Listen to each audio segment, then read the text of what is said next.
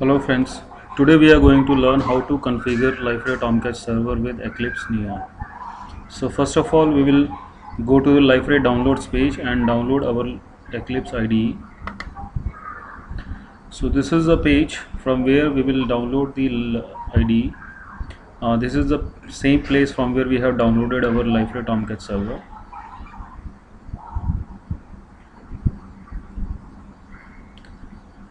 So on Liferay Tomcat server, if you see, yeah, this is what I have searched for, download Liferay, and here you will see that there is a link Liferay IDE. When we click on that, we are landing on this page. So in Liferay IDE we have to select the latest version. Currently it's Neon 2 and I have chosen the 64-bit because my machine is 64-bit. So we will download it. I have already downloaded it and I have this, so that is why I will not download it. So you can see it is of 382 MB. It is downloaded in a zip format. Below that you can see there is a Liferay Developer Studio. So this is, as you can see the description, for building plugins for the Liferay portal and Enterprise Edition platform. So as we are going to work with Community Edition, so we will download this Liferay IDE and load the Liferay Developer Studio. So now we will go to our folder.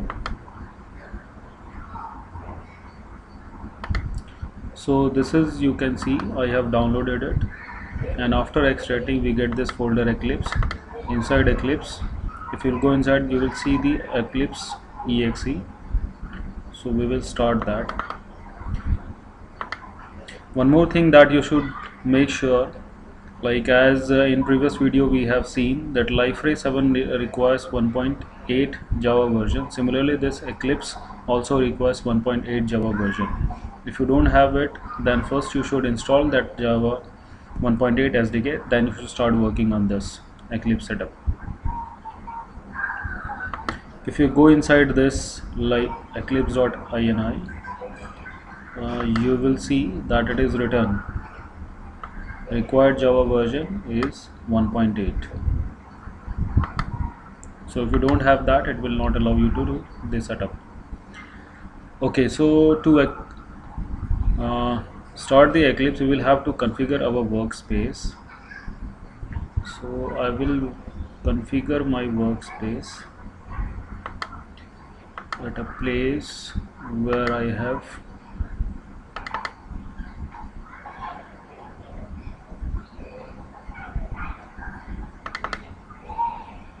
extracted my Tomcat. So this is my Tomcat. So here only I will create one new folder.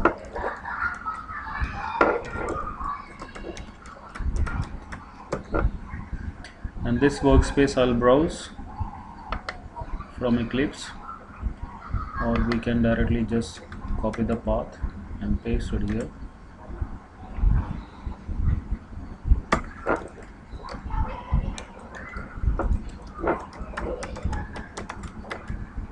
Okay, so I'm not ticking this, use this as a default workspace because I may require to change it.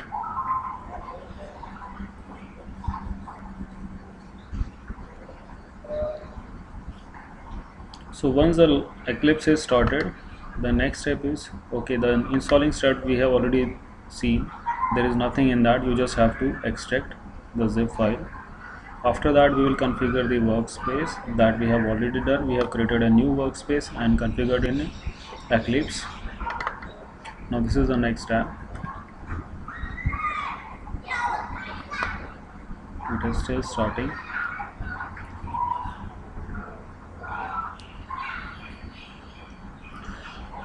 The benefit of configuring this Tomcat, Liferay Tomcat in Eclipse is that you can start and stop your server, and you can configure your server from this Eclipse itself. You don't have to go to the command prompt each and every time. So we will close this. You can see from here we will choose the perspective, as we are going to work with Liferay. So let's choose this Liferay plugins perspective. So at the bottom, left side bottom, you can see this is a servers. So right now there are no servers. So to add our Tomcat to Eclipse, we will have to add a new server. Right click and then you will get that option new.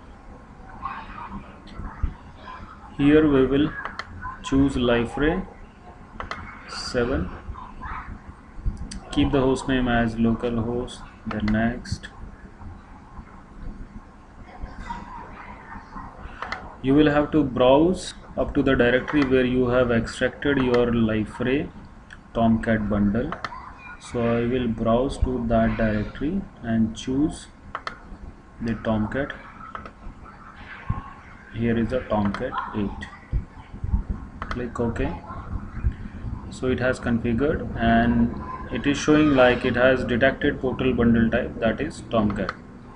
And here you can see we have the option JRE 1.8, but we need the JDK because we have to do development. So what we will do, we will add new JRE what we have installed.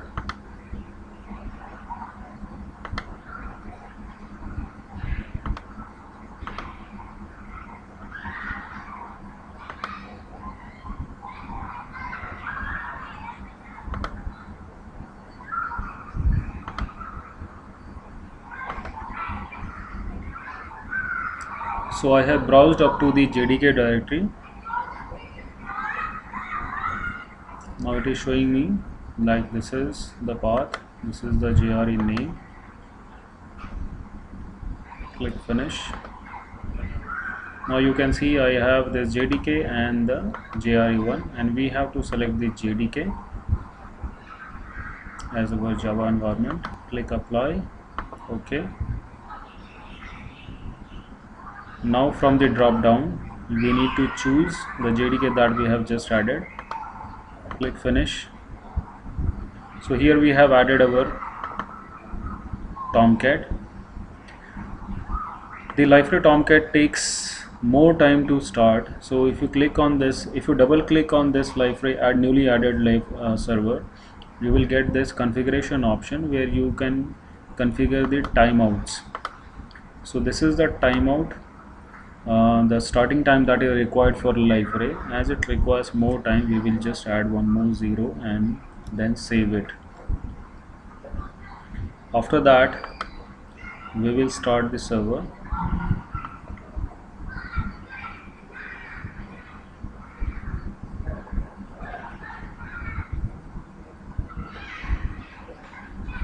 So at the bottom you can see we are getting the logs.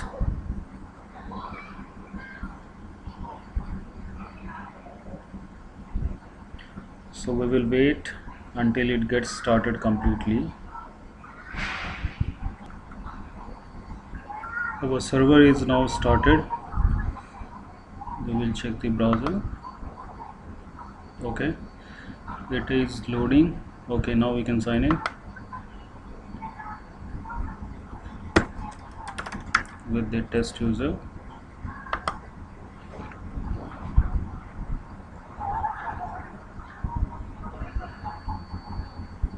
Okay, so it is again asking for the this terms of use because I have used the fresh instance of it. If you are using the existing one that you have configured in previous tutorials, then you will not get this page.